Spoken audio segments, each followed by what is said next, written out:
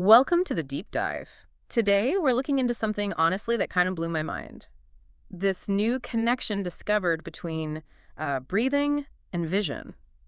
It really is a fascinating shift, isn't it? I mean, we've always known pupils react to light. Right, or maybe emotions or attention. Exactly. Right. But this suggests something else, something, well, more fundamental is also at play. Totally. And it's not just some small detail. It seems like with every breath you take in and out, your pupils are actually changing size subtly.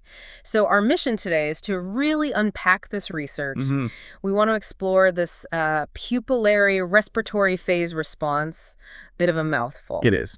And figure out what it means for how vision works and maybe, what future applications there might be. You might have a few aha moments here. Yeah, let's dig in. So the core finding itself is actually quite simple, almost elegant. Okay. When you inhale, your pupils constrict, just a tiny, tiny bit smaller. Right. And then when you exhale, they dilate, they get slightly larger. And the key thing you mentioned earlier is that this is intrinsic. Yes, exactly. That's crucial. It's an intrinsic mechanism. It's not just your eye reacting to, say, the effort of breathing or something external. So it's automatic, hardwired in somehow, not something you consciously control.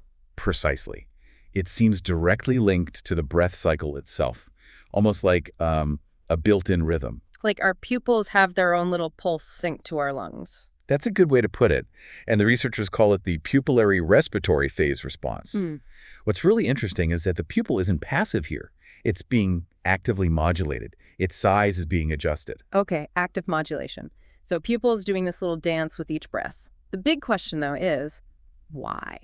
What's the point? Does it actually change what we see? Well, that's where it gets really intriguing.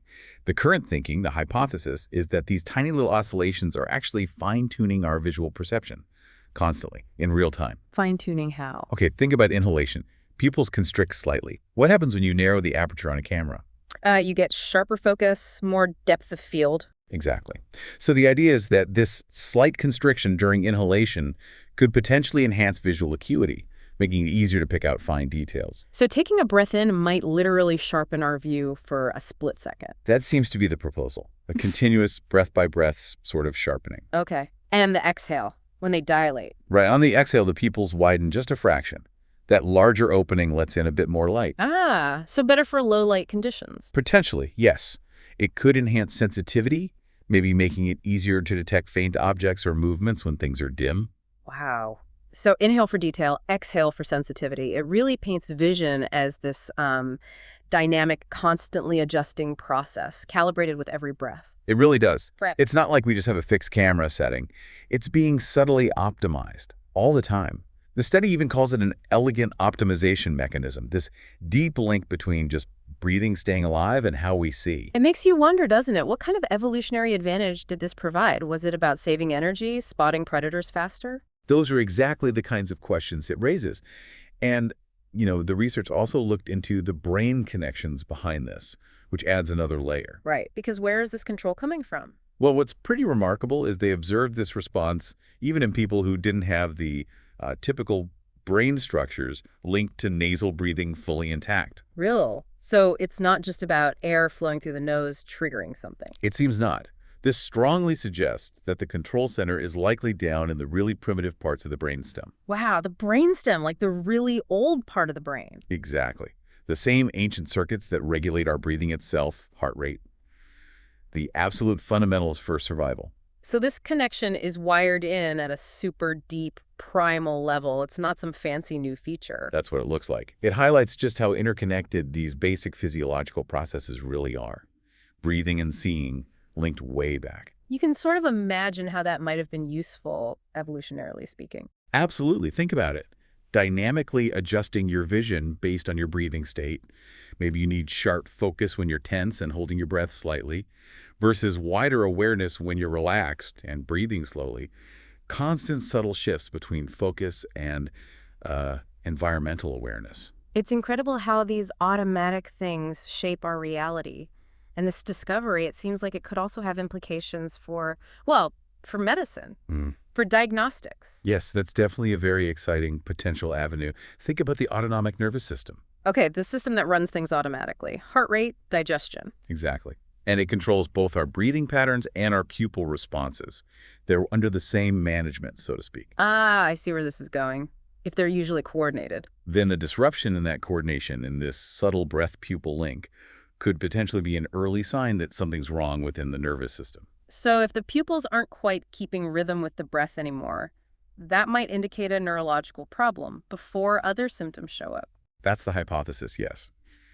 The researchers suggest that measuring these breath-linked pupil changes could become a novel biomarker, a physiological clue. A biomarker for what kind of conditions? Well, they mention things like Parkinson's disease, for instance.